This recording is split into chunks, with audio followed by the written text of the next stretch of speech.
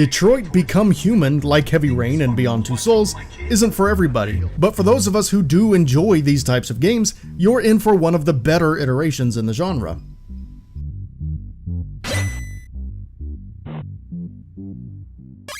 Some reviewers write Quantic Dream games off or give them unnecessarily low scores with the complaint that they don't have enough gameplay, which is a criticism that I take issue with because it's just inaccurate. Gameplay is the tactical aspects of a video game, such as its plot and the way it is played, as distinct from the graphics and sound effects. It's also defined as a series of choices and interacting with the game design in the performance of cognitive tasks, which, as far as I can tell, essentially means as long as you're interacting with what's going on in the software to achieve a goal of some sort, it can be considered gameplay. Quantic Dream games let you walk around freely, encourage exploration, investigation, talking with others, choosing what to say with varying consequences, and yes, engaging in some scripted QTE style moments. So if that type of thing doesn't interest you, then that's fine. Everybody's taste is different. But the complaint that it's somehow less of a game because its mechanics are less like the shooters and adventure games that we're used to is just ridiculous. And I'm curious as to why similar games like Life is Strange, Until Dawn, and the Telltale games that share a lot of the same elements don't really receive this particular criticism much.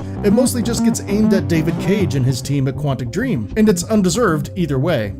Anyway, mini rant over. Detroit goes above and beyond other Quantic Dream games with establishing its world, from the attention to detail in little things that just feel right, to the way people act, and even with an expertly performed main menu character that breaks the fourth wall with you as a player. We've been playing together for a while now. I was wondering, are we friends? I agree. There's no reason a human and a machine can't be friends, right? I mean, I'm glad you said yes.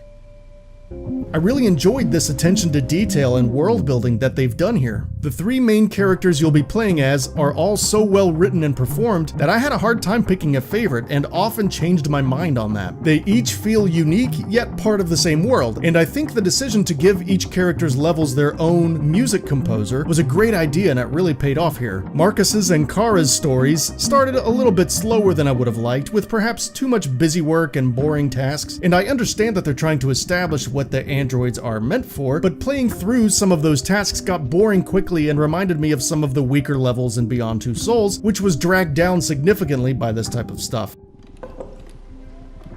Did you leave the light on in the studio? No, I'm sure I didn't. Call the police. However, once the story heats up, the game doesn't really look back and it hits its stride with pacing and quickly becomes what I think is Quantic Dream's best work.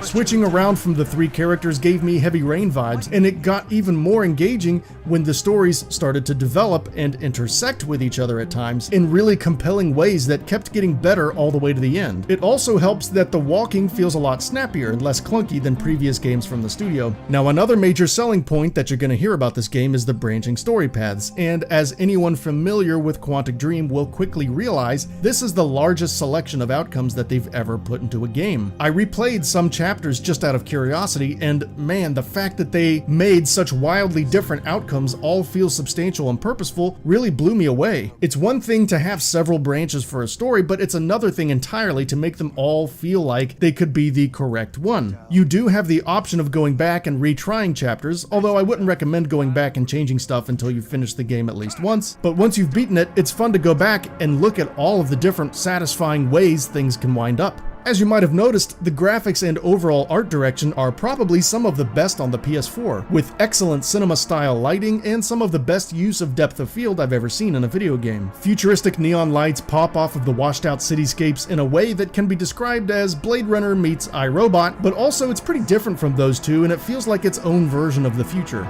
Lots of great characters in the supporting cast helped make the game feel much fuller than I expected, most notably with Hank, the disgruntled cop who's seen it all and doesn't care anymore, being the standout in my opinion. Yeah, he's essentially a character that we've seen a million times in a million different things, but even though I knew everything he was going to be about 5 seconds after he was introduced, he still performed so well that I still really liked him, and I genuinely had a lot of fun trying to get him to be friends with Connor and lighten up.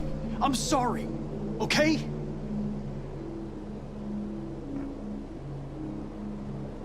Well, maybe you did the right thing. Lance Henriksen also lends his likeness and voice to the game's supporting cast, which is a nice, classy nod to his role as one of entertainment's best androids. I just wish he was in a little bit more of it. Leave him alone!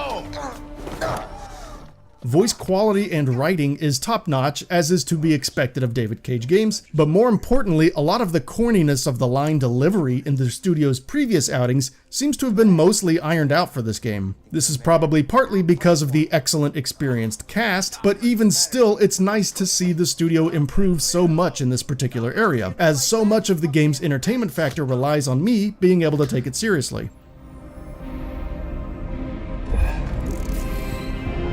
I don't necessarily expect every type of gamer to find something for them in this game, like I would with many other mainstream AAA games, but if you do enjoy character-based games with heavy stories that go beyond typical white and black outcomes, then you will probably become a fan of Detroit. Outside of some slow and somewhat boring moments in the opening few stages, this is a quality story that will absolutely get its hooks into you if you let it.